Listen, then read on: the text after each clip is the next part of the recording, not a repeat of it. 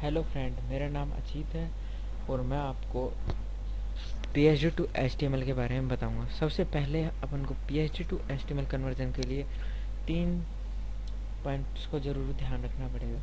पहला कि आपके पास एडोब फोटोशॉप सॉफ्टवेयर होना चाहिए जिसके अंदर हमें PHP फाइल को ओपन करना है। दूसरी PHP फाइल होनी चाहिए जो PHP फाइल का हमें HTML कन्वर्जन करना है। तीसरा हमें HTML एडिटर का यूज करना है। HTML एडिटर कुछ भी हो सकते हैं। मैं यहाँ पे जैसे ड्रीमवीयर 8 हो गया, CSS5 हो गया, मैं यहाँ पे CSS5 को यूज करूँगा। सबसे पहले मैं अपनी जो PHP फाइल है उसको मैं ओपन करूँगा फोटोशॉप के अंदर। कोई सा वर्जन यूज कर सकते हैं, मैं यहाँ पे CSS3 यूज कर रहा हूँ। ये लेयर के बारे में पूछा जो अपन ओपन कर उसकी लेयर को अपडेट करना है या नहीं करें, अपन को नो करना है। यहाँ पे नो किया। यहाँ पे मेरा एक टेम्पलेट ओपन होके आ गया वेबसाइट के लिए। तो इसको जो ये लाइनिंग आ रही है मेरे को इनको हटाने के लिए Ctrl+H यूज़ करना है। उसके बाद ये पेज मेरे को बहुत कम व्यू, इसको व्यू बढ़ाना पड़ेगा। Ctrl++ यूज़ करेंगे, ++ यूज़ कर लिया। उसके बाद इस फाइल को HTML कन्वर्ट करने के लिए हमें एक फ़ोल्डर चाहिए जहाँ पे HTML फाइल को हम सेव करेंगे। तो मैंने एक HTML फोल्डर को ओपन कर रखा है। सबसे पहले जो मेरा फोल्डर है मैंने उसको ओपन किया। उसके बाद यहाँ पे एक फ़ोल्डर बनाना पड़ेगा इमेज के लिए, क्योंकि मेरी PHP फाइल के अंदर बहुत सारी इमेजें हैं, उनको सेव करने के लिए इमेजें भी चाहिए मेरे को। तो मैंने एक इमेज नाम का फ़ोल्डर बनाया हुआ है। इमेज नाम फ़ोल्डर बनाने के लिए एक इमेज फ़ोल्डर को बनाएंगे जिसे मैंने यहाँ पे क्रिएट कर रहा है। उसके बाद अपन एडोब फोटोशॉप CSS खोलेंगे और यहाँ पे जैसा कि मैंने न्यू फाइल बना रखी है, मैं आपको स्टार्टिंग से बता रहा हूँ, इसलिए मैंने फाइल को डिलीट किया। फाइल पे जाएंगे, न्यू पे क्लिक करेंगे। हमें जो फाइल चाहिए HTML फाइल चाहिए, HTML को ओपन किया, HTML फाइल ओपन होगी। उसके बाद मेरे को एक न्यू फाइल चाहिए CSS बनाने के लिए, तो CSS के लिए CSS पे क्लिक किया, फाइल आ गई। और फिर ये CSS की फाइल हो गई। सबसे पहले मेरे को बॉडी की CSS को डिफाइन करना है यहाँ पे। तो बॉडी के CSS को ओपन किया और क्लोज किया। तो सबसे पहले बैकग्राउंड डिफाइन करेंगे। बैकग्राउंड तो मैं अपनी PHP फाइल देखूंगा। यहाँ पे बैकग्राउंड एक इमेज लगी हुई है PHP फाइल में, मैं आपको दिखा देता हूँ। यहाँ पे एक इमेज लगी हुई है। तो इमेज को कट करने के लिए सबसे पहले मैं मूव टूल्स को सेलेक्ट करूँगा। सेलेक्ट किया, यहाँ पे जो लेयर्स हैं उनको सेलेक्ट करूँगा। हेडर से हटाया मैंने, यहाँ पे एज ए ग्रुप के मेनू को हटाया, सारे जो लेयर को हटाऊंगा और मेरे बैकग्राउंड को कॉपी करूँगा यहाँ से मैं। उसके बाद मैंने फुटर को हटाया, फुटर को हटा दिया मैंने। उसके बाद जो ये वेब कॉपी को हटाया, वेब कॉपी को हटाया, ये इसको हटाया। स्लाइडर को भी हटाऊंगा मैं। यहाँ पे जो मेरी पूरी इमेज आ चुकी है, ये मेरी पूरी इमेज है, पर मेरी इमेज में कोई डिफेक्ट है। यहाँ पे ये इमेज का छोटा सा पार्ट अलग से दिखाया हुआ है। तो मैं इस पार्ट कवर करने के लिए मैं इसको सेलेक्ट करूँगा। पहले छोटा सा बैकग्राउंड को सेलेक्ट किया मैंने, इतना ही पार्ट के बैकग्राउंड को सेलेक्ट किया। सेलेक्ट करने के बाद मूव टूल को सेलेक्ट किया और एल्ट प्रेस किया। एल्ट प्रेस करने के बाद एक बार एरो की दबाया मैंने, एरो की को प्रेस किया और मैंने बैकग्राउंड को कवर कर दिया। और फिर मैंने मूव टूल को कि फिर भी मेरा थोड़ा सा बैकग्राउंड बच गया है, तो मैं एक छोटे से लेयर और सिलेक्ट करता हूँ कि मैंने वो लेयर सिलेक्ट। मूव टूल को सिलेक्ट किया, यहाँ से एल्ट का बटन प्रेस किया, एक बार क्लिक किया एल्ट के बटन को और कवर कर दिया मैंने अपनी लेयर से उसको। जो मेरा बैकग्राउंड है वो कवर हो चुका है। यहाँ पे भी थोड़ा सा बैकग्राउंड बच गया मेरा। फिर से मैंने इसको सेलेक्ट किया, मूव टूल को प्रेस किया, एल्ट दबाया और एक बार एरो की को प्रेस किया और ये मेरा बैकग्राउंड कंप्लीट हो गया। इस बैकग्राउंड को सेलेक्ट करने के लिए मैं अपनी लेयर के ऊपर क्लिक करूँगा, कंट्रोल बटन दबाऊँगा, लेयर को क्लिक किया मैंने, वो जो मेरा बैकग्राउंड था वो सेलेक्ट हो चुका है। जो मेरा बैकग्राउंड सेलेक्ट हो चुका है, इस बैकग्राउंड सेलेक्ट होने के बाद कंट्रोल सी को प्रेस करूँगा, कॉपी किया, कंट्रोल एन को प्रेस किया और यहाँ पे जो बैकग्राउंड है उसको किस नाम से, बैकग्राउंड के नाम से सेव करना है, बैकग्राउंड के नाम सेव किया, ओके किया, कंट्रोल वी किया, तो मेरा ये बैकग्राउंड आ चुका है। ये बैकग्राउंड आ गया। बैकग्राउंड को सेव करने के लिए कंट्रोल शिफ्ट एल एस करेंगे और जिस सेव एज ए PNG 24 के अंदर सेव करना है, सेव एज ए जहाँ पे आप सेव करना चाहें, जिस फोल्डर के अंदर सेव करना चाहें वहाँ पे सेव का बटन कीजिए और फोल्डर सेलेक्ट कीजिए। मेरे को PNG फोल्डर में इमेज के अंदर सेव करना है, इमेज के अंदर सेव कर देंगे। मैंने यहाँ पे पहले बॉडी इमेज लगा रखा है, बैकग्राउंड निकाल रखा है, तो मैं इसको सेव नहीं करूँगा, मैंने सेव कर रखा है पहले ही।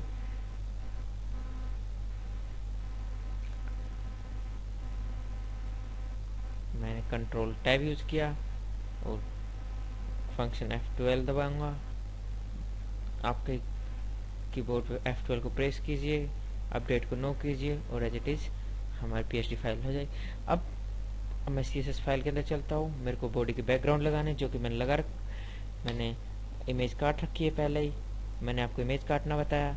और यहाँ से मैं अपनी PSD फाइल के अंदर जो इमेज है उसको सेलेक्ट करूँगा। बॉडी इमेज आ चुकी है, मैंने ओके किया, सेलेक्ट किया। उसके बाद फ़ॉन्ट फैमिली डिफाइन करूँगा। इसके अंदर नंबर ऑफ फ़ॉन्ट फैमिली आप डिफाइन कर सकते हैं। अगर आपको देखना है कि मेरी PSD में कौन सी फ़ॉन्ट फैमिली यूज़ की रखी है, तो आप किसी भी टेक्स्ट बटन को कीजिए यूज और यहाँ पे जाइए, ओके कीजिए। आपको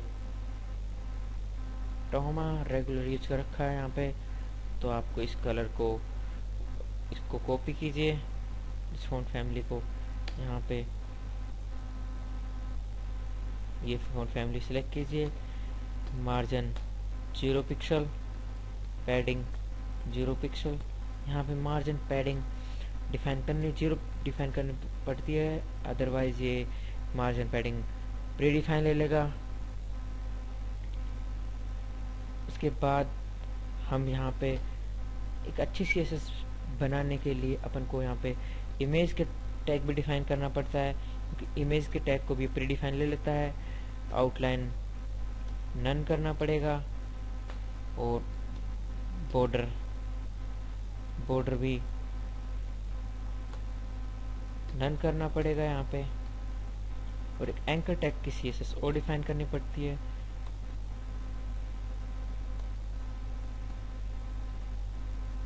आउटलाइन नन और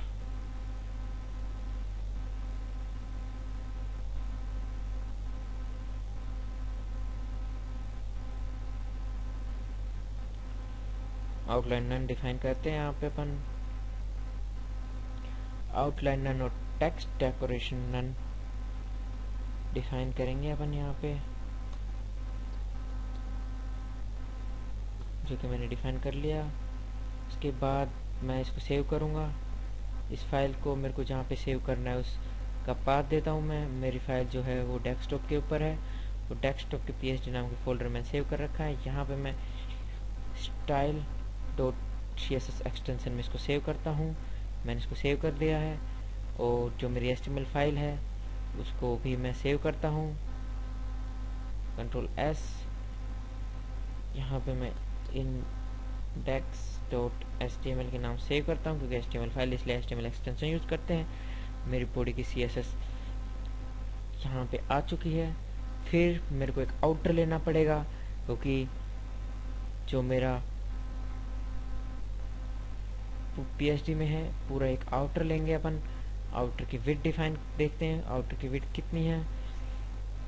आउटर मेरा 100% है। यहाँ पे देखिए हमारी पूरी बॉडी के पूरा बैकग्राउंड आया है, इसलिए आउटर हमारा 100% है। 100% आउटर लेंगे अपन यहाँ पे। तो हम जो CSS फाइल है उसके अंदर एक div टैग लेते हैं। div टैग को सबसे पहले div टैग का एक आईडी डिफाइन करेंगे। आईडी हम लेंगे यहाँ पे रैपर लिया। रैपर के अंदर जो मेरा जिस पूरा HTML का स्ट्रक्चर रैपर के अंदर होगा, रैपर पूरा आउटर हो गया। हमें यहाँ पे आईडी डिफाइन करने के लिए यहाँ पे हैश का यूज करते हैं, और जो हमारा रैपर होगा उसको डिफाइन करेंगे। रैपर का मार्जिन 0 पिक्सल, पैडिंग 0 पिक्सल और विड्थ 100% डिफाइन करेंगे। इसका सेव कर दिया अपन ने। और जो psd फाइल है, psd फाइल के अंदर ये मेरा हेडर पार्ट होता है, ये पूरा मेन्यू तक। ये मेरा स्लाइडर पार्ट होता है, ये मेरा पूरा जो यहाँ पे है, ये मेरा पूरा स्लाइडर पार्ट होता है। ये मेरा पूरा स्लाइडर पार्ट होता है। ये मेरा कंटेंट पार्ट आ गया। और ये सबसे नीचे जो है ये मेरा फुटर पार्ट आ गया। किसी भी वेबसाइट के अंदर 3 पार्ट होते हैं, header, content part and footer part, और एक स्लाइडर पार्ट। तो मेरा स्लाइडर पार्ट आ गया है।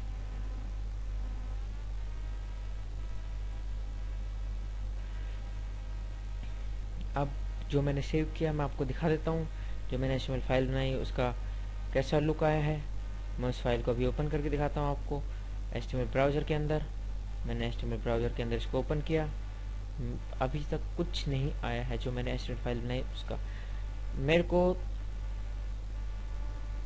क्योंकि मैंने अभी यहाँ पे HTML का और CSS का लिंकिंग नहीं किया है, तो HTML CSS की लिंकिंग के लिए यहाँ पे मैं लिंक कीवर्ड है उसको यूज करूँगा। और रेफरेंस कहाँ पे मेरी फाइल है इसका ब्राउज करके भी लेके जा सकते हैं। आप यहाँ पे ब्राउज करके लेके जाइए अपने जो फोल्डर में PhD में है। स्टाइल सीट है आपकी, इसको ओके कीजिए। पाथ डिफाइन कर लेगा जी कौन सी किस फाइल टाइप स्टाइल सीट आपकी है, और टाइप क्या है, CSS है। इसको बंद कीजिए, आप Ctrl S कीजिए।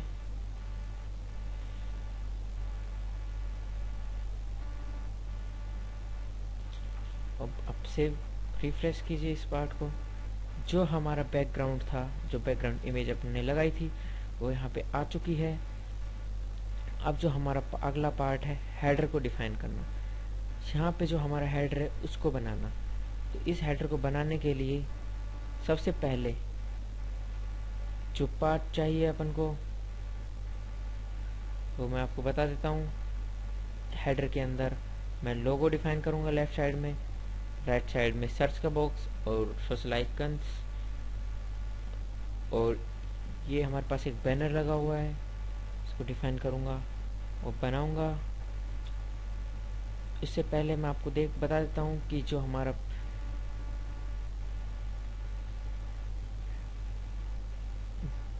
जो वेबसाइट का साइज है, कितने साइज में बना हुआ है ये, इसको साइज को नापने के लिए हमने यहाँ पे सेलेक्ट किया इनर को।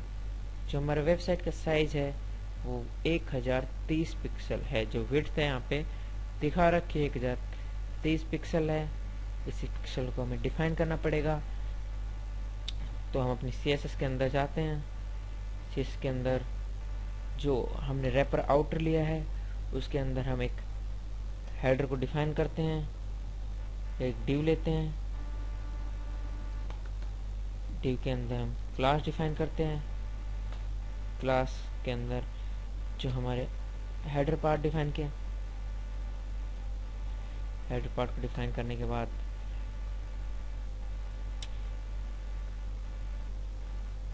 स्टाइल शीट के अंदर हमें क्लास बनानी पड़ेगी। तो डॉट यूज करते क्लास बनाने के लिए। हेडर बनाया, हेडर की मार्जिन 0 पिक्सल, पैडिंग 0 पिक्सल, और विड्थ डिफाइन करेंगे। तो विड्थ जो भी हम चेक करके आए 1030 पिक्सल है। कंट्रोल एस किया तो हमने जो अभी है 1030 पिक्सल का एक आउटर बनाया है, जिसके अंदर हम अपन हेडर बनाएंगे अकॉर्डिंग टू पीएचडी में जो दिखाया गया है कि हमारा जो हेडर पार्ट है वो पूरा 1030 पिक्सल का। इसके अंदर हम लोगो, बैनर और सर्च बॉक्स और सोशल नेटवर्क आइकन्स और मेन्यू को डिफाइन करेंगे हेडर के अंदर।